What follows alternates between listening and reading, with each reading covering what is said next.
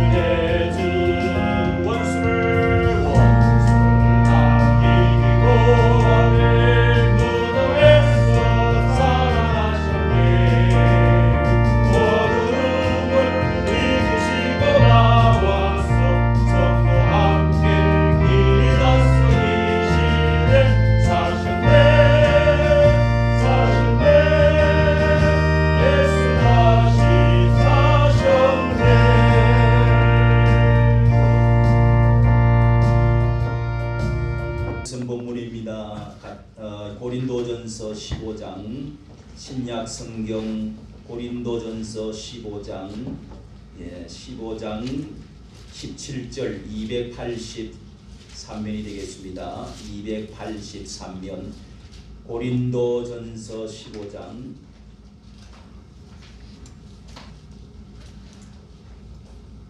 17절부터 19절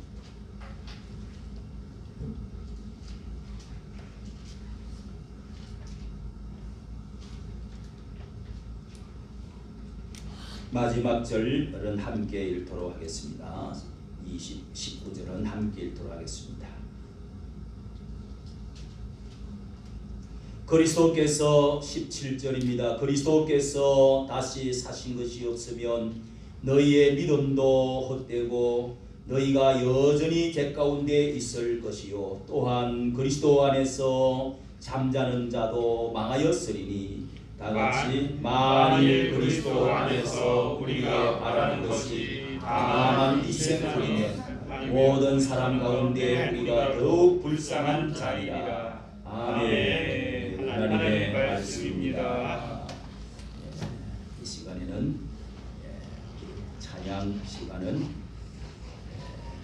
생략하도록 예배를 설교를 마치고 부를 찬송 164장입니다.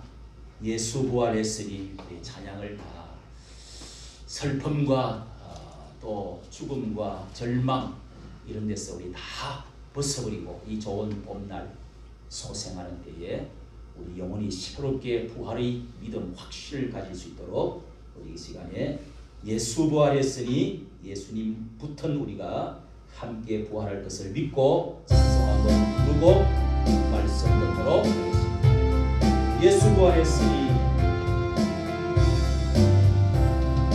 예수 부활했으니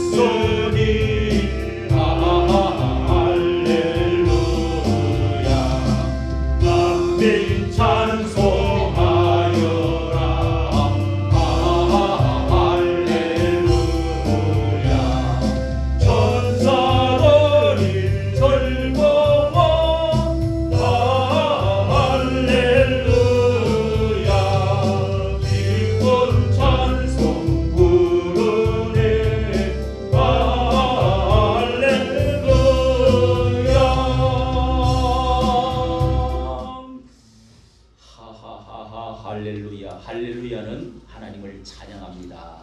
호산나 다 같은 말입니다. 오늘 우리에게 주신 말씀의 본문을 가지고 우리 함께 은혜 받을 말씀은 만일 부활이 없다면 부활 믿음의 행복이다라는 말씀으로 은혜를 나눕니다. 같이 한번 제목을 같이 합시다. 부활 믿음의 행복. 부활 믿음의 행복. 예, 우리는 이 세상에서 가장 불행을 느낄 때, 가장 절망을 느낄 때, 가장 슬픔을 느낄 때, 아픔을 느낄 때, 괴로움을 느낄 때가 언제입니까? 이 세상에 태어날 때 사람은 울면서, 동물은 울면서 태어나지 않는데 사람만 울면서 태어납니다. 고해와 같은 이 세상이 얼마나 힘들고 어려우면 이 세상에 태어날 때 우리가 울음으로 시작했어. 또 슬픔과 괴로움으로 절망으로 나가 떨어지는 죽음으로 끝나는 인생을 출발하게 됩니다. 잠시 우리의 기쁨이 있고 우리에게 소망이 있고 성공이 있지만은 이 죽음만큼 참으로 절망하고 무서운 것이 세상에 없습니다. 아프리카 선교사가 추장에게 전도를 했습니다. 그런데 이 선교사님이 전도를 했더니 우리도 주님을 따라서 부활을 하게 될 것이다. 그렇게 말씀을 가르쳤더니 이 아프리카 추장이 얼굴이 하얘지면서 부활하면 안 된다고. 부활하면 안 돼. 그래서 내가 왜 그러냐고 그랬더니 내가 사람을 죽인 사람이 너무 많아서 부활하면 자신은 그들이 일어나가지고 나를 내가 복수를 당할 것이라 그렇게 말을 했다고 합니다. 우리는 힘들면 하나 죽어버리면 그만이지 또 자살하면 모든 게 끝난다고 생각도 하게 됩니다. 아니면 다른 사람들이 힘들게 하면 그 사람만 죽이면 되지 이렇게도 생각하는 사람도 있습니다. 내가 미워하는 사람만 죽이면 내가 죽으면 그만인 것 같지만은 그러나 죽음으로써 끝나지 않는 세계가 있다. 하나님은 이 자연 모든 만물들이 소생도 하고 또 다시금 새롭게 봄이 돌아와서 죽은 것이 살아나는 것 같지만 하나님은 이 세상에 예수님을 보내시고 이 모든 죽음을 없애버리고 새로운 세계를 천국을 영원한 생명이 있다는 것을 그걸 열어주기 위해서 이 완전한 절망에서 우리를 건져주시고 구원해 주시기 위해서 이 죽음에서 사방에서 저주에서 지옥에서 이거를 건지는 것만큼 죄에서 이 문제를 해결하기 위해서 하나님의 아들을 보내시고 그 아들 예수 그리스도께서 이렇게 어린 양과 같이 짐승과 같이 죽어서 그 피로 말미암아 우리를 이렇게 죄를 씻어주시고 용서해주시고 무덤을 열어버리시고 영원한 천국의 문을 여시는 이 두 가지 일을 죽고 무덤을 열기 위해서 부활을 위해서 천국 문을 열기 위해서 이 세상에 오신 것인 것을 믿으시기를 바랍니다. 네. 날 위해서 오신 예수 그리스도 그분은 예수님이 자신을 위해서 온 것이 아니라 우리를 위해서 죄인들을 위해서 이 세상에 하나님이 세상을 이처럼 사랑해서 독생자를 보내어 주셨습니다.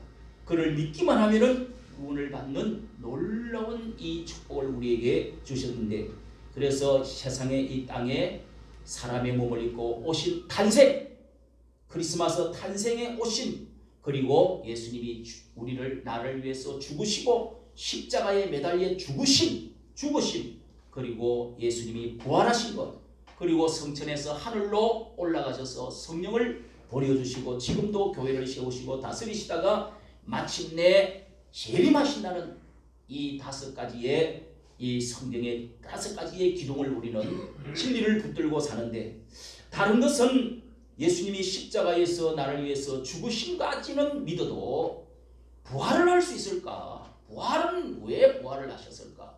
진짜 부활이 있을까? 영원히 살 수 있나? 죽으면 끝이지.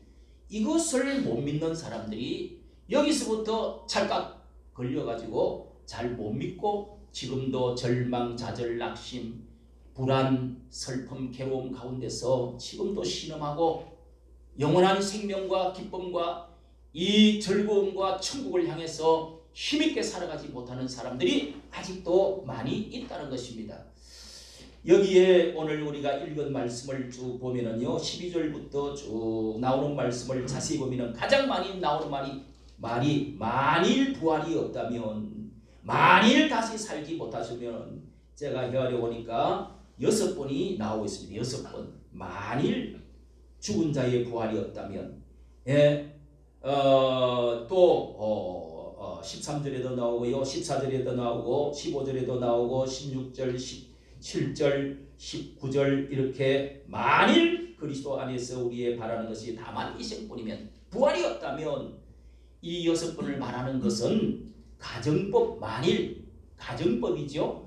가정법이면서 강조법입니다. 강조법. 이게 없다면은 아니라 진짜 있다 이 말입니다. 예. 만일 여기 우리 손자 손녀가 있는데 아빠가 없으면, 만일 아빠가 없으면 나는 자동차도 못 탈 거야. 난 아빠가 없으면은 우리 집도 못, 난 학교도 못 다닐 거야. 얘가 어떻게 학교를 집이 있겠고 어떻게 자동차를 타고 가고 어떻게 학교도 다닐 수가 있겠습니까? 이것이 그런 것처럼 만일 예수 그리스도가 없으면, 예수 그리스도가 오지 않았으면, 부활이 없었다면은 우리는 천국도 부활도 우리가 영원한 생명도 축복도 이런 것들 다 없다는 것입니다. 부활이 없다면은, 여러분, 예수님이 죽음으로만 끝났다면은 오늘 어떻게 우리는 예수를 따랐던 모든 사람들이 어떻게 이 천국을 들어갈 수 있습니까? 어떻게 이 죽음의 무덤에서 다시금 부활해서 영원한 생명을 얻을 수가 있겠습니까? 우리가 여기에 예수님께서 부활은 일반적인 사람의 부활과 다릅니다. 예수님이 계실 때도 나인성 가부를 살리신 적이 있고 나사로도 살리시고 야이로도 딸도 살리셨습니다. 그러나 그들은 잠시 소생했다가 다시금 또 죽었습니다. 그러니까 잔다, 이 죽음은 예수님이 잔다, 다시금 언젠가는 일어날 것이라는 것을 확신시켜 주시기 위해서 제자들에게 세 사람을 살린 적도 있습니다. 그러나 그들은 또 얼마 살다가 또 죽어버렸습니다. 부활이라고 하는 것은 한번 살아나면 영원히 죽지 아니하는 완전한 삶을, 이것을 부활이라고 합니다. 우리 주위에 이 소생하는 봄이 되어지면은 죽은 고목나무 같은 게 이파리도 안 하고 완전히 죽었는데 어떻게 이게 또 싹이 나고 다시금 이게 부활하는 것입니다. 그걸 부활이라고 그러지 않고 소생이라고 그럽니다. 어떻게 이 죽어 있던 이 번데기가 애벌레가 되어져서 나오더니 나비가 되어져서 어떻게 이게 번데기가 나비가 잠자리가 돼가지고 다시금 그렇게 매미가 노래하고 그렇게 날아다닙니까? 이것도 완전한 죽음이 아니라 소생한다는 것을 우리에게 가르쳐주는 것입니다. 우리가 저녁에 잠자다가 아침에 일어나면 참으로 우리가 다시금 또다시 소생해서 죽은 것 같은데 또다시금 살아나는 이런 신비를 우리는 계속 체험을 우리 자연에서, 내 잠에서, 그리고 이런 소생에서 우리가 찾아볼 수가 있습니다. 그러나 이보다 더 신비로운 일이 있는데, 예수님이 부활하셨다 하는 이 영광스러운 모습으로 변화된 것은 이것은 고린도 성도들은 이것을 잘 믿지를 못했습니다. 그래서 이런 당시에 고린도 교회의 이 철학들이 철학의 도시 이 고린도 여러분 모든 기둥들 뭐 이런 거 공부를 하지 않습니까? 거기에는 아테네 바로 옆에 그리스의 이 모든 신화들이나 이런 철학들이 있기 때문에 고린도에는 헬라의 이원론이 있었습니다. 이원론 이것은 그 사상에 영향을 받았는데 영혼만 구원받는 것이지 어떻게 새로운 몸으로 부활이 있느냐. 그렇게 또 이 히브리어 헬라에서도 이런 사상이 이원론이 있는가 하면은 이 히브리어 사람들 히브리 사람들 가운데서도 이 사두개인들이라고 하는 사람들은 부활을 믿지 않는 사람들이 있었습니다. 부활을 절대로 안 믿는 사람이 있었던 것입니다. 그런데 예수님이 이 부활에 관해서 사람은 죽음이라고 하면은 죽음에 대한 확신은 우리는 확실하게 죽는다. 죽고 나면은 다시 없어져 버린다. 죽고 나면은 다시금 살 수가 없다. 모든 것이 끝이다. 무덤 앞에서 생명은 죽음으로 삼켜버리는 이 절망, 이 절망을 이 죽음의 앞에서는 사람들이 벌벌 떨고 모든 낙심해버리고 모든 것은 끝난다. 절대 절망, 절대 포기, 절대 단절 이런 것을 우리는 확신을 하고 있는 것입니다. 사람은 한번 죽으면 그만이지. 죽고 나서 어떻게 살아나는 게 있느냐? 어떻게 부활이라는 말이 있을 수가 있느냐? 다시 사는 게 있느냐? 이것을 믿는 종교는 이 세상에 거의 없습니다. 그리고 한번 죽으면 죽음에 대한 확신은 우리가 어릴 때부터 아무리 부정하려고 해도 나는 안 죽어. 그렇지만 나는 죽어. 확신하고 있는 것입니다. 어릴 때부터 경험을 합니다. 곧 내 어머니가 눈이 주름이 생기기 시작하면서 아이가 나는 우리 어머니가 이렇게 옆에서 같이 가슴을 만지면서 초등학교 5학년 때까지 나는 우리 어머니 옆에서 뭐 그렇게 잤는데 눈을 까풀을 이렇게 만지보면은 이 까풀이 완전히 펴지지를 않아요. 그래서 그 주름을 보면서 내가 눈물이 여러분 초등학생만 돼도 우리 엄마가 늙어가구나 아픔을 느낄 수가 있어. 그러면서 눈물이 주르르 나는 그런 때가 기억이 납니다. 사람은 이렇게 해서 할머니가 되어지고 할아버지가 되어지고 결국은 죽는 것이구나. 그러면서 옆 동네에서 아이고 하면서 죽는 것을 보고 강아지가 죽는 것을 보고 죽음을 옆에서 체험을 하기 시작합니다. 그러면서 내 자신이 늙어가는 것도 느끼게 됩니다. 그리고 마침내 죽음의 소식들을 들으면서 늙어가면서 많은 사람들의 무덤을 우리는 보면서 인간은 덧없는 것이구나. 죽는 것이구나. 끝이 있는 것이구나. 내가 1년이라도 더 살아야지. 이러면서 의사선생님 볼테르라고 하는 사람은 의사선생님 나에게 1년만 더 살게 해주시. 그럼 내 자산의 절반을 드리겠어. 이런 말을 다 했습니다. 베레벨 일을 다 합니다. 자기가 부활할 수가 있으면 냉동실에 나를 냉동시켜 놓고 그렇게 했다가 나중에 50년 100년 후에 다시금 또 살 수 있도록 해주면 내가 100억 원을 드리겠습니다. 그렇게 해가지고 냉동해라는 사람도 있어요. 피라미드에 가봤습니다. 그 피라미드에 가면은 어마어마한 산과 같은 어마어마한 큰 돌들을 수만 개를 해가지고 노예들을 시켜서 그 왕이 쿠프 왕이라고 하는 사람이 무덤이 제일 큰데 거기에 이제 피라미드 이렇게 삼각형 무덤이 있잖아요. 그 꼭대기 부분에 보면은 이게 구멍이 있어요. 구멍이. 거기에 이제 새들이 이렇게 영원히 날아가 가지고 다시금 그 무덤 아주 깊은 곳에 이렇게 계단으로 내려가면 또 지하에 무덤이 있습니다. 그렇게 해서 부활을 해가지고 그렇게 해서 깃털도 묻어놓고 뭐 이렇게 해서 미라를 만들어가지고 영원히 죽지 않고 다시금 살아날 거다. 그 소망 때문에 그런 어마어마한 산과 같은 그런 무덤을 만들어 놓은 것입니다. 사람은 절대 절망의 이 순간에서 다시금 어떻게 새로운 세상을 내가 다시금 태어날 수 있을까? 이 소망을 가지고 또 한편 살아가는 것입니다. 죽음은 끝이다. 완전한 절망이다. 완전한 무다. 절대 절망이 바로 죽음인 것입니다. 그런데 여러분 하나님은 이 죽음을 그대로 두는 것이 아니라 복음의 완전한 정수, 완전한 마지막은 복음의 최고의 핵심은 바로 죽음을 없애버리는 것입니다. 죽음에서 다시금 부활에 고친다는 것을, 죽음을 치워버리고 사망 권세를 깨뜨려버리고 무덤을 열어버리고 새롭게 살아난다는 사실을, 확신을 주었던 것이 예수 그리스도인 것입니다. 제자들은 함께 있다가 3년 동안 먹고 예수님과 함께 자고 아침에 일어나고 걷고 식사하고 그러면서 같이 일을 하고 같이 대화하고 숨쉬고 그러면서 3년 동안을 같이 따라다녔습니다. 정이 들고 이분은 기적을 베푸는 걸, 죽은 자도 살리고 병자도 살리고 하나님 말씀을 전하는 걸 보고 기적을 보고 많은 것을 느끼면서 하나님의 아들이라는 사실을 믿기 시작했습니다. 그러나 예수님이 십자가에서 죽는다, 나는 죽으러 왔다, 나는 마지막 식사다. 우리가 이 고난주간을 말하면서 마지막 식사의 만찬에 대해서, 최후의 만찬에 대해서 여러 말씀을 드렸습니다. 그러면서 우리는 세리가 무엇인지, 이 떡을 먹어라, 이 살을 먹어라, 내 살을 먹어라, 내 피를 마셔라, 영원한 언약을 맺자, 이러면서 예수님이 죽는다는 것입니다. 어린 양처럼 죽는다는 것입니다. 이렇게 해서 예수님이 십자가에 마침내 정말 예수님이 잡혔습니다.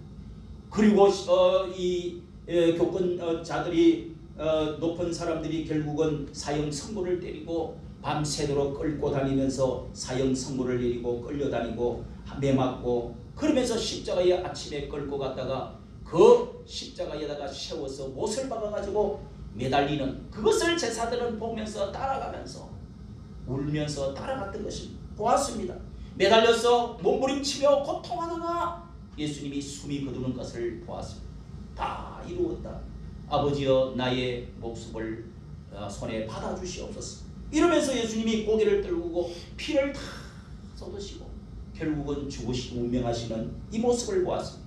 시체를 끄집어 내려서 거기서 또 장사를 그들이 지냈습니다. 아리마대 요셉이라고 하는 사람의 무덤 속으로, 그렇게 굴 속으로 들이놓고 그리고 돌문을 막았습니다. 모든 것은 고요해졌습니다. 그 모든 소유하던 거, 유월절의 사람들 하나님께 경배하던 거, 모든 도시에 예루살렘에 모여서 수많은 사람들이 소유하면서 예수 죽여라 하던 이런 모든 것들, 이 모든 것들 다 잠잠해지고 끝났습니다. 그리고 그 무덤에는 또 임봉을 해가지고 이 총독의 도장을 팍 찍어가지고 절대로 이 거짓말하는 이 사람이 유혹하던 자가 다시 일어나면 안 돼.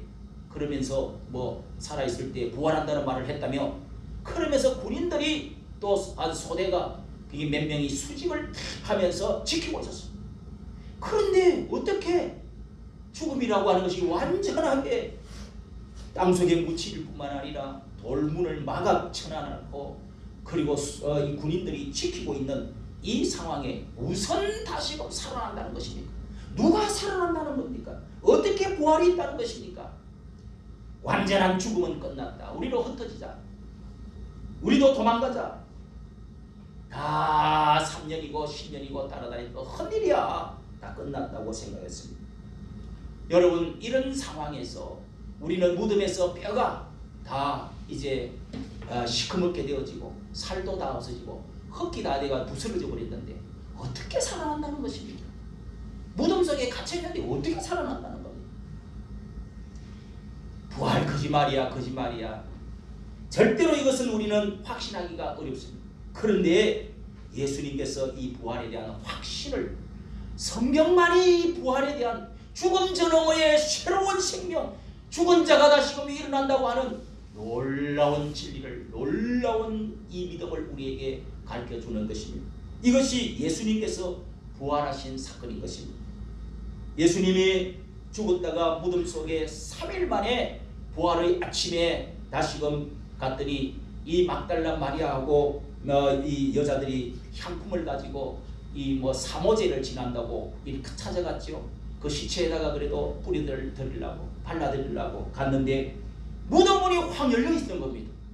그리고 흰옷 입은 천사가 거기 앉아 있는 겁니다.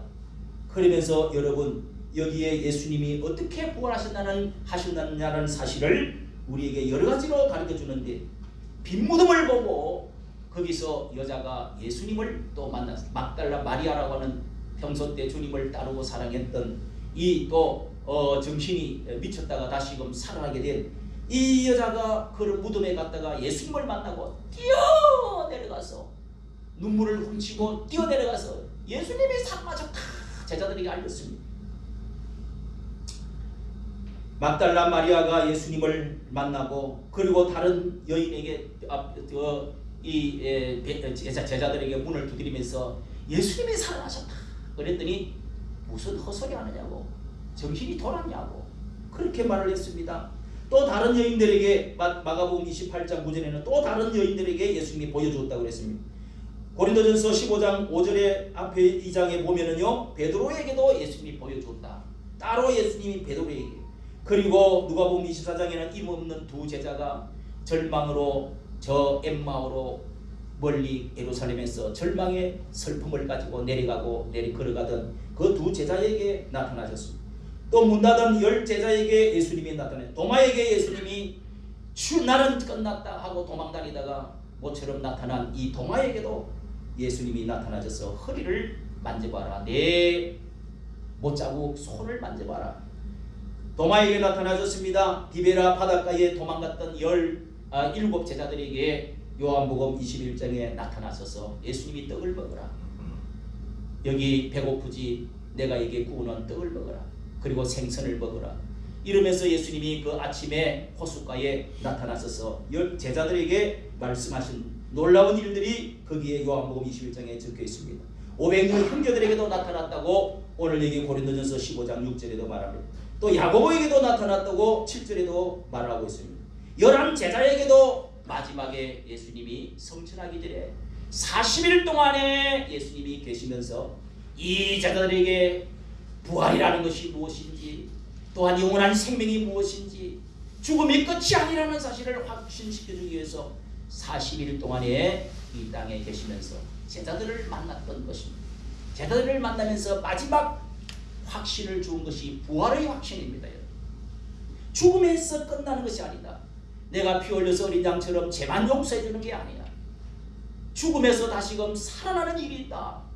이것을 확정해 보여주시기 위해서 이렇게 10번이나 예수님이 나타나시면서 입에서 바람을 토해내시면서 너희가 평안하냐, 성령을 받아라, 다시금 영을 받아라 이러면서도 예수님이 죽음의 두려움과 염려와 슬픔과 괴로움에서 허덕이지 말고 사람이 살아나구나, 야 예수를 믿으면 살아나구나. 무덤에서 예루살렘에서 식사하면서 몸을 만져보면서 함께 걸으면서 갈릴리 바닷가에서 함께 먹으면서 산 언덕에서 예수님이 하늘을 향하여서 올라가시는 모습까지 그들이 마지막 보았던 것입니다.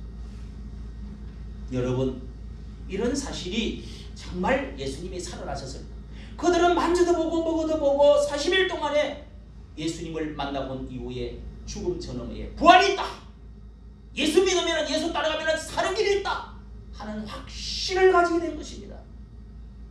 여러분, 우리가 죽음에 대한 확신은 같지만은 부활에 대한 확신을 어떻게 하면 가질 수 있을까요? 예수님이 이것을 부활의 확신을 우리에게 주고 있는 것입니다.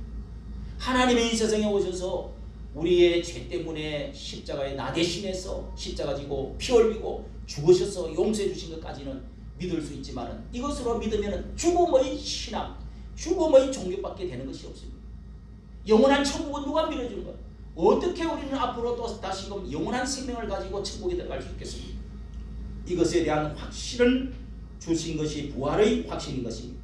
이 부활로 말미암아서 비로소 하나님의 아들 예수 그리스도가 하나님의 아들이구나 하는 것을 믿게 되었습니다. 그분은 인간이 아니야. 하나님 보내신 하나님의 아들 신이야. 그리고 내 죄를 위해서 죽으신 어린 양 살과 피를 나눠주신 것이, 그것이 무슨 뜻인지가 믿어진 것입니다. 그리고 내 죄가 없어졌다는 사실을 알게 되었습니다. 뿐만 아니라 죽어도 끝이 아니구나. 사람이 아무리 왕이 어떤 권세자들이 나를 죽인다고 할지라도 이 죽음 이후에 부활이 있구나 하는 사실을 알고 이들은 새로운 슬픔에서 절망에서 고통에서 그들은 용기를 가지고 이것을 전하기 시작했습니다. 예수 그리스도는 하나님의 아들이다. 그리스도다. 예수 그리스도는 우리 죄를 위해서 오셨다. 예수 그리스도는 성경대로 살아나셔서 영원한 천국 문을 열었다. 죽음의 문을 열으시고 다시금 새 생명이 있다. 천국이 있다. 이 사실을 확실히 믿고 전하기 시작했습니다. 그랬더니 사람들이 비웃는 사람도 있었지만 이 사람들이 부활을 전하는 것 때문에 신기하다. 야 그래 한번 믿어봐야지. 부활 전으면 죽음 전으면 부활이 있다고 그러면서 믿는 사람들이 생겨난 것이 그리고 이 제자들이 용기 있게 감옥에 갇혀가면 매를 맞아가며 돌 맞아가면서 결국은 12명이 다 순교를 다 죽어가면서도 이 부활에 대한 확신을 놓치지 않고 복음을 전할 수가 있었던 것입니다. 성도 여러분, 우리가 부활을 믿을 수 있는 이 확신을 가지면은 어떤 일이 일어나게 됩니까? 사람은 슬픔과 좌절과 절망, 절대 절망이 없어져 버립니다. 내 앞에 죽음이라는 것이 있는 것이 아니라 잠시 잤다가 다시금 일어난다. 부활해서 언젠가는 주님 오실 때 내가 자고 있다가 부활해서 예수님 몸처럼 살을 먹기도 하고 여기 들어올 수도 있고 멀리 갈 수도 있고 그러면서 신비체로 이렇게 영원한 천국에 들어가는 것이구나 하는 사실을 믿게 됩니다. 젊은 어머니가 이 아이 둘을 큰아들 작은아들 둘을 두고 그러면서 이 죽음의 병에서 내가 얼마 있다가 죽는다는 사실을 자식에게 유언을 하게 되었습니다. 이 엄마가 두 아들에게 얘야 죽음이라고 하는 것은 여기서 아침에 너희가 책상에서 공부하고 있다가 거기서 졸고 있어 엎드려서 자고 있으면은 내가 안아가지고 옆에 침대로 내가 눕혀준 적이 있지? 내가 데리고 내가 안고 가가지고 침대로 가서 눕혀준 적이 있지? 거기 엎드려 있다가 옆으로 옮기는 것처럼 사람은 잠시 이사를 옮겨가는 적이 있다. 그러면서 두 아들에게 신앙생활을 가르쳤는데 이렇게 큰 아들은 이렇게 신앙생활을 잘하지 않아요. 교회를 잘 나오지를 않아. 부활을 안 믿어. 예수님이 누군지를 잘 몰라. 그런데 이 둘째 아들은 아주 신앙이 좋아요. 죽으면서 어머니가 이제 그때 이제 어머니가 마지막 하루 이틀 앞두고 숨을 거두면서 이 아이에게 내일 모레면은 나는 영원히 이제 이별을 할 거야. 나는 죽게 돼. 엄마 어머니 죽는 게 뭐예요? 무슨 말씀이에요? 그러면서 이 두 아들에게 입에다가 뽀뽀를 하면서 하는 말이 아무데나 앉으세요. 왜 늦게 와서 오늘 부활주의 오늘 안 알려드렸나? 자 이렇게 큰아들에게는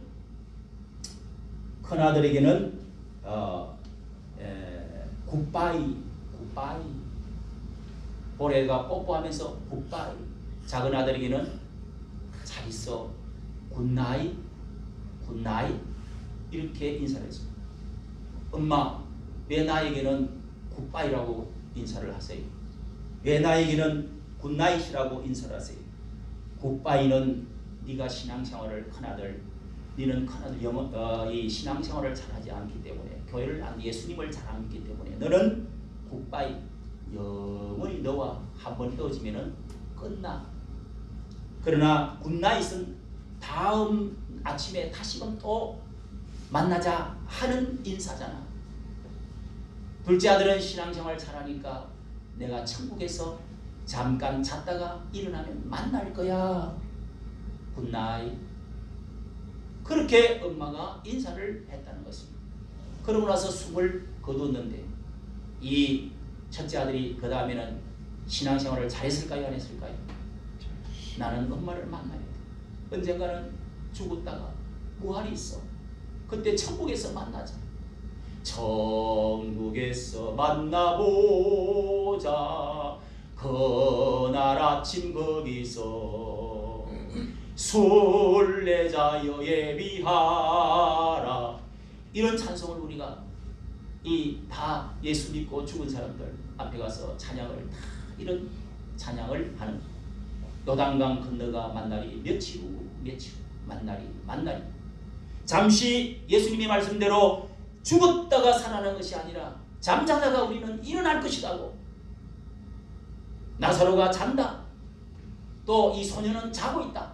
이러면서 예수님이 일으켜 주었습니다. 살려주었던 것입니다. 링컨에게 어머니가 죽으면서 9살의 링컨이 이 통나무 집에 장작패고 가난한 링컨이 미국 16대 대통령이죠.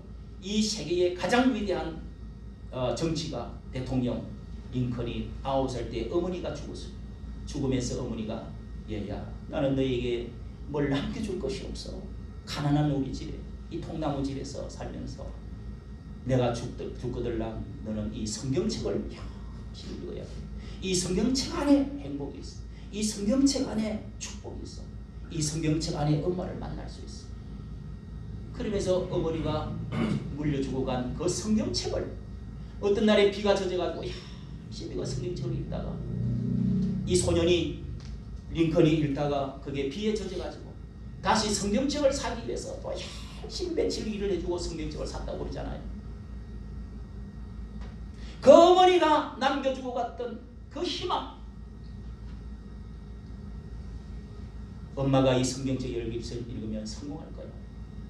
너는 내가 물려줄 건 없지만 이 내가 유산, 우리 엄마가 물려준 이 유산, 그 성경책을 사랑하다가 그는 7번 떨어졌지만은 실패했지만은 공부도 하지 못하고 최신고 우편 배달을 하고 했던 사람이지만은 결국은 대통령이 됐어요. 대통령이 위대한 신앙의 대통령이 됐어요.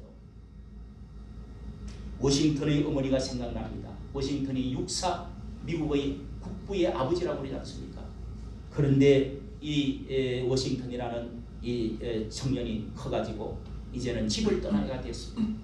16살, 17살 되면은 대학교를 들어가지 않습니까?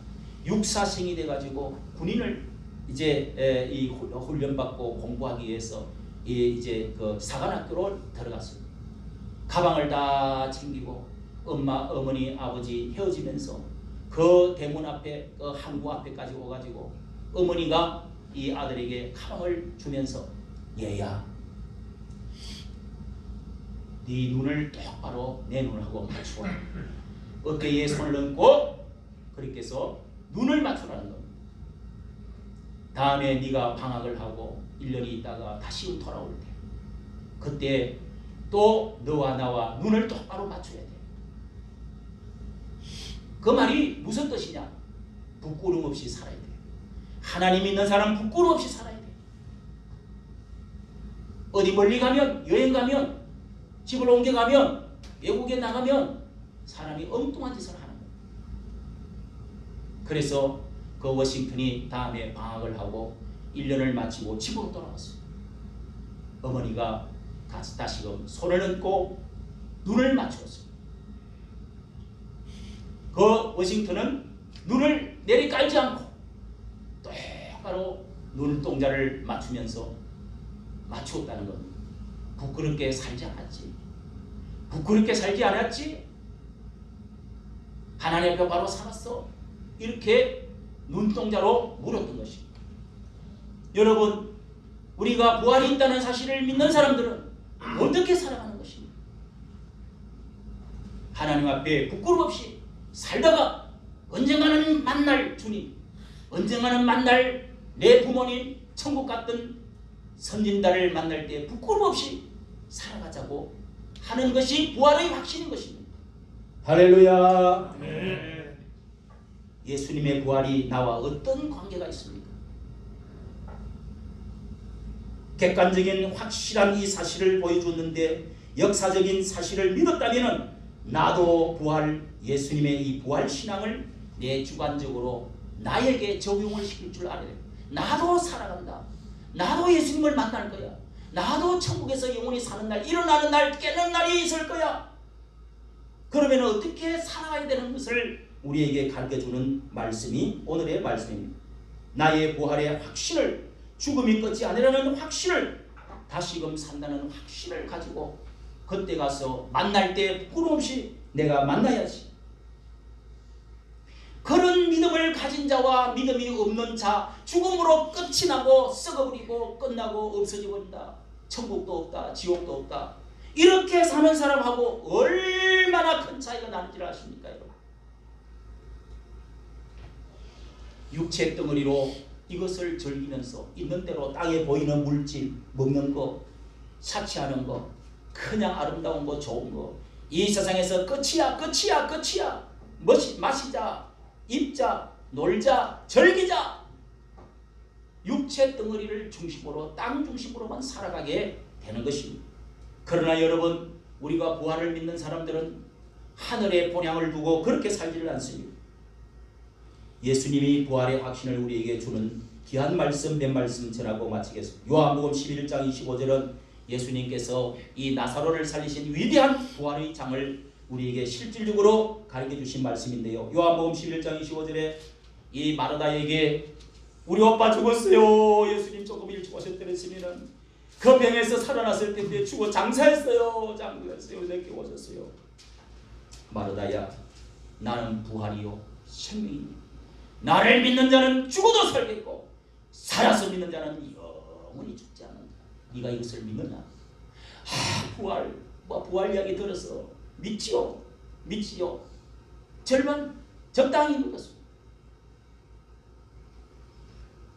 무덤 앞에 가서 또 울었습니다. 그때 네가 믿는다고 하지 않았느냐? 네가 이 부활을 믿느냐? 믿습니다. 그랬더니 예수님이 무덤에서 이 나사로를 나사로야 나오라 무덤에서 외쳤더니 나사로가 이 동인 채로 묵고 이 300무로 둘둘 말아놓은 채로 걸어서 나왔습니다.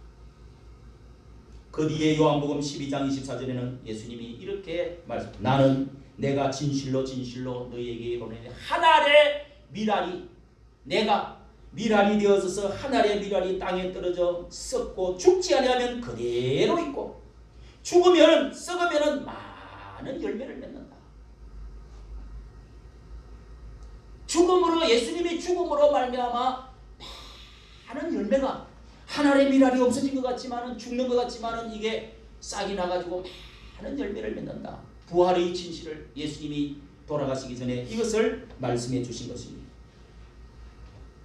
함께 붙어 있는 사람, 예수 안에 함께 들어온 사람, 이 사람들은 분명히 다 그렇게 해서 결국은 싹이 돼가지고 열매를 맺어서 또 똑같이 살아난다는 것입니다. 요한복음 6장 54절에는 내 살을 먹고 내 피를 마시는 자는 영생을 얻었고 마지막 날에 내가 그를 다시 살리리라. 여러분, 우리가 여기서 다 세례를 다 받으셨죠. 뭐 희미하게 잊어버린 사람도 있고, 또 내가 어제 설교를 준비하면서 우리 창수 성도님은 부활을 정말 믿었는지, 믿지 않았는지, 이 성찬을 이렇게 세례를 받았는지 안 받았는지 잘 제가 기억이 안 나요. 그래도 이 시간에 여러분, 세례를 우리가 확실히 받고 예수님의 살과 피를 떼면서 그것을 먹고 하지 않았다 하더라도 이 시간에 예수 그리스도를 확실하게 십자가에 찢어진 살을 내가 받아들이고 예수님이 흘리신 그 피를 받아들이면은 다시금 살아난다는 것입니다. 할렐루야. 아멘. 여러분은 받아들였습니까? 영원한 언약을 맺었습니까?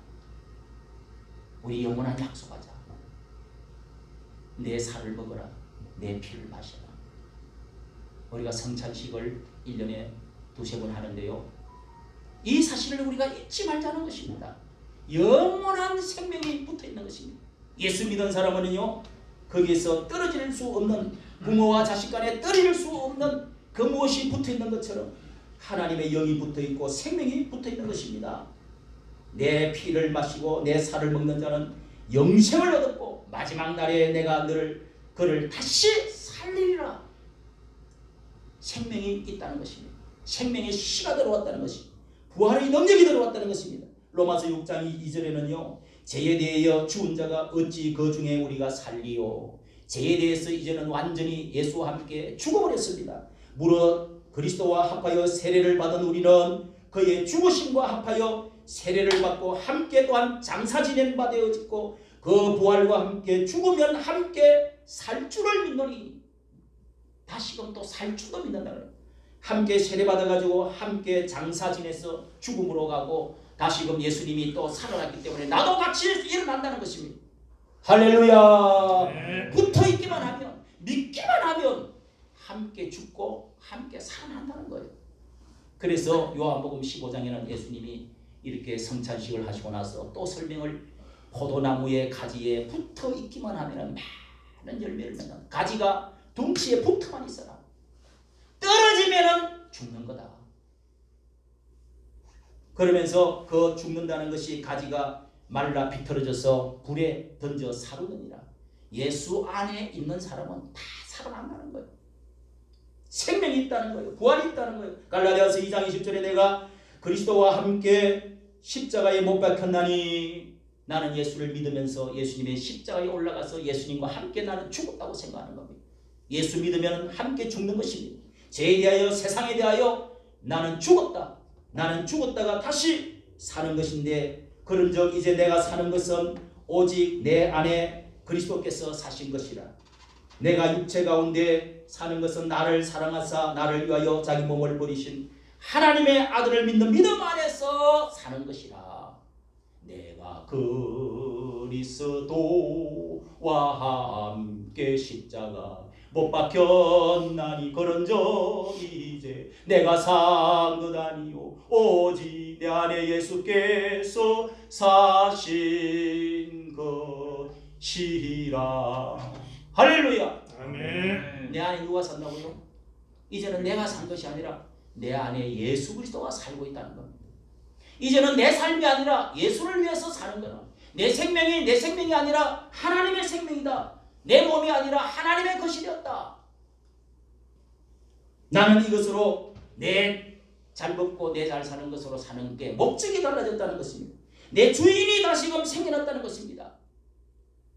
내가 과거에는 주인이 있는데 이제 예수가 내 주인님이 따로 생겼다는 거예요. 새로운 주인님이 바뀌어져서 주인님을 섬기는 섬김으로 사는 내가 생명이 새 삶이 됐다. 삶의 목적이 다르다. 이 세상에서 먹고 마시고 즐기고 있고 그렇게 사는 것으로 똥이 되고 거름되고 죽으면 끝나는 시체가 되는 게 아니야. 반드시 거기에는 무슨 상급이 있고 미래가 있고 심판이 있다. 다시금 살아난다. 심판이 있다. 하는 사실을 믿게 되는 것입니다.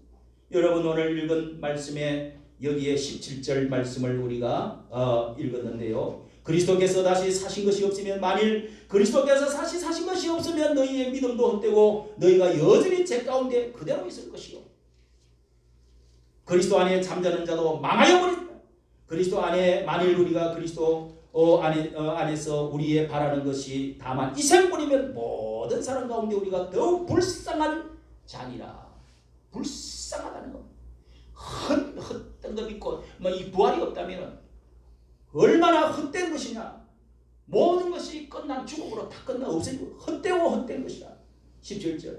그리고 가장 불쌍하되 이생뿐이라면 지금까지 이 말도 역시 강조법입니다. 죽음 전후에 우리의 소망이 있다. 열심히 일하는 것에 대한 보상과 상급이 있다는 것입니다. 요한복음 14장을 통해서 우리 새벽기도에 말씀드렸습니다. 내가 가면은 처소를 마음에 근심하지 말라. 하나님을 믿으니 또 나를 믿으라. 제자들아, 내가 죽으러 가지만은 염려하지 마라. 걱정하지 마라. 내가 가면은 처소를 예비하고 나 있는 곳에 너희도 내가 데리러 오겠다. 그렇게 예수님이 부활에 대한 저 세상에 대한 것을 말씀을 하셨습니다. 도마도가 말했습니다. 그 길을 알지를 못하는데 우리가 어디로 가는지 어떻게 되는지 그 처소를 장소를 내가 어떻게 알고 길을 어떻게 알겠습니까?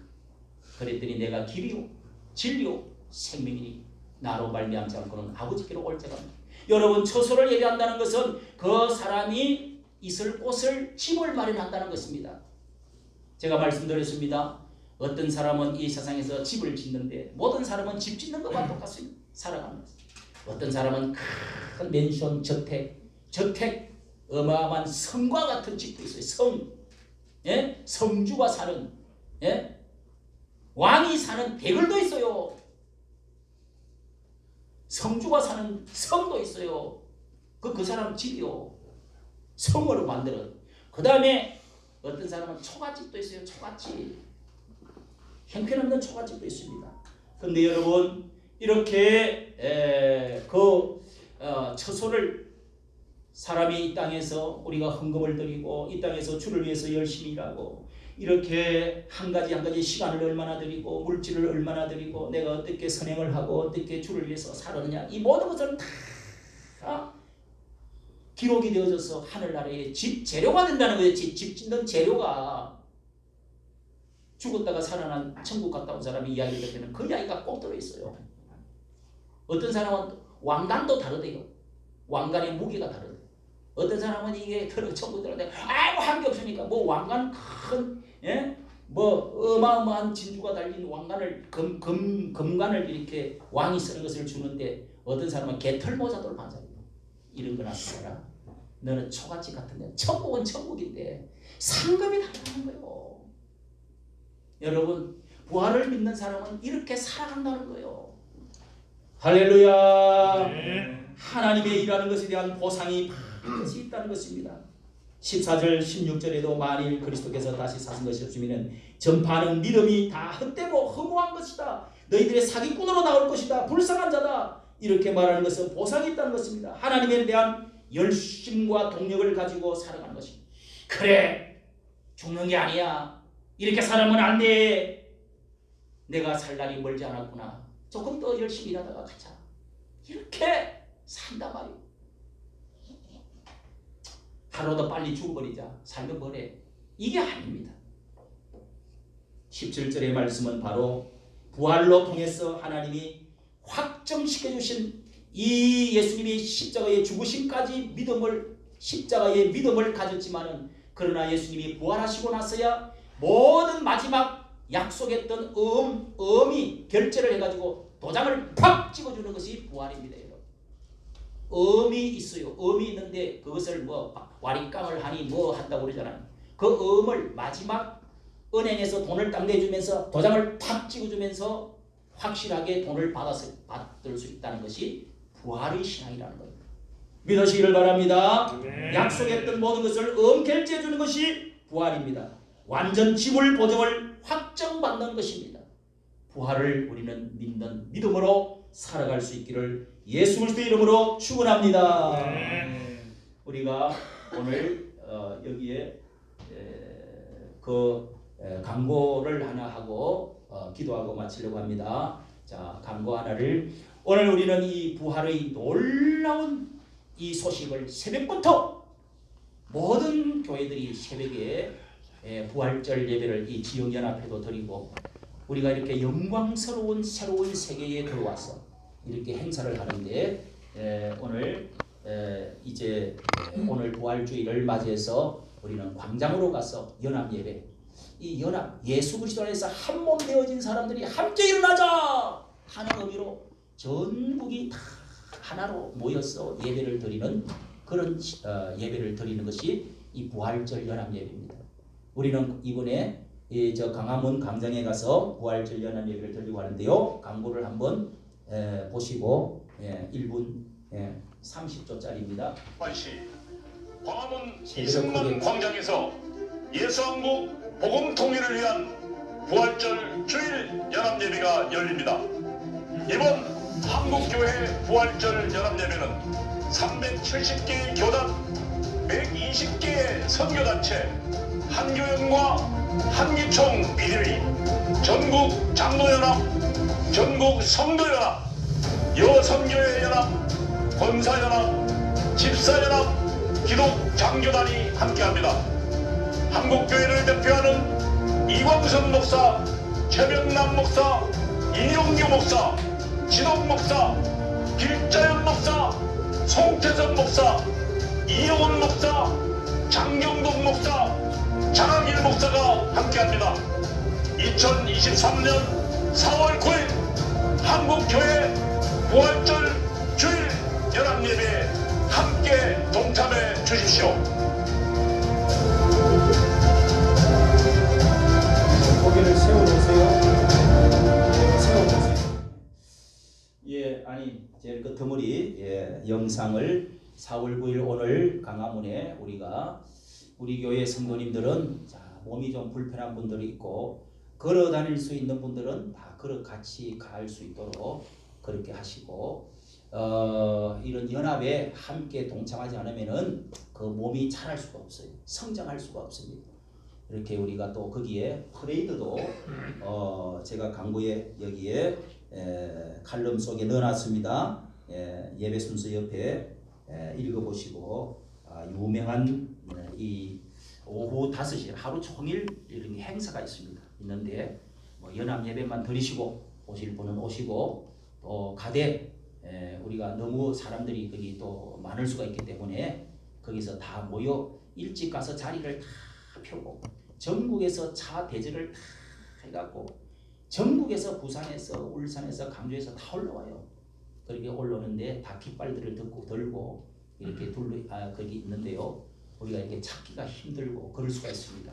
그러니까 잊어버리지 않도록 두 사람씩 짝을 꼭 지어 다니도록 해야 됩니다. 가능하면은 좀 자리가 있으면은 좀 멀지만은 다 전광판이 있으니까 거기서 예배를 우리 함께 앉아서 예배드리고 식사는 여러분들에게 간단하게 김밥과 계란과 이런 것들을 드리도록 하겠습니다.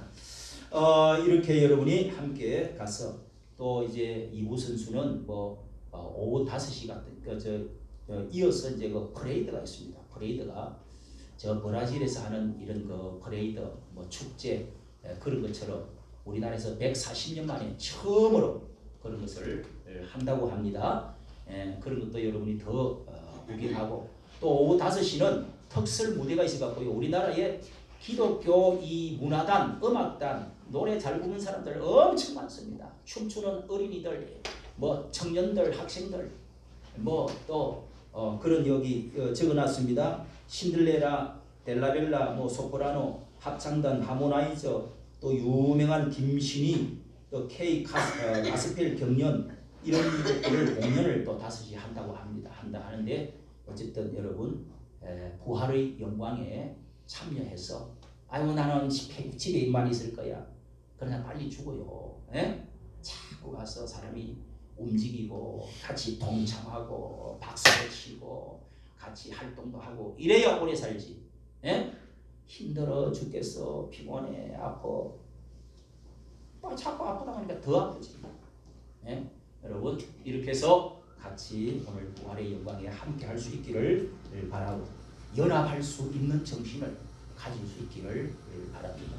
아주 갈 수 없는 분만 이렇게 가지고 같이 갈 수 있기를 바랍니다. 우리 이 시간에 다 같이 찬송가 우리 부활의 찬송 아까 불렀던 찬송 힘있게 우리 부르시고 마지막 절 할 때 헌금 드리도록 하겠습니다. 164 예수 부활했으니